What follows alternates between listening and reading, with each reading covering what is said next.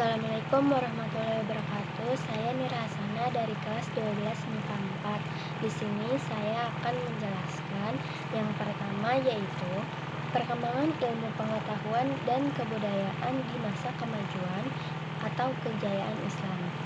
Dimulai dari masa Khalifah Muawiyah, yaitu didirikan percetakan uang dengan bertuliskan bahasa Arab yang disempurnakan oleh Khalifah Abdul Malik bin Marwan. Dan setelah itu, dalam bidang sosial budaya, Khalifah pada masa dinasti Umayyah pun banyak memberi kontribusi yang cukup besar dengan dibangunnya rumah sakit oleh Khalifah Walid bin Abdul Malik.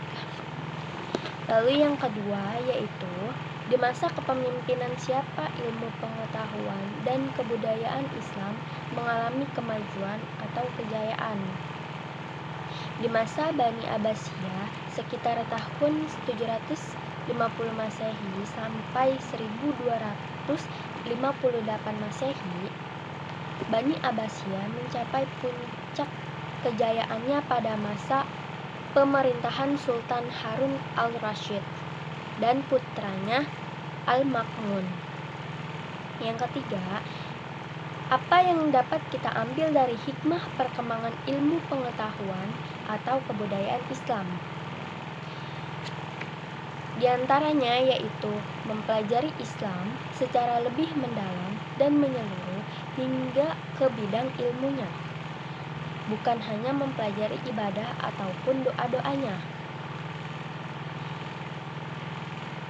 Meneladani perilaku dan hasil karya dari umat-umat terdahulu, mengambil pelajaran dari berbagai keberhasilan dan kegagalan pada masa lalu.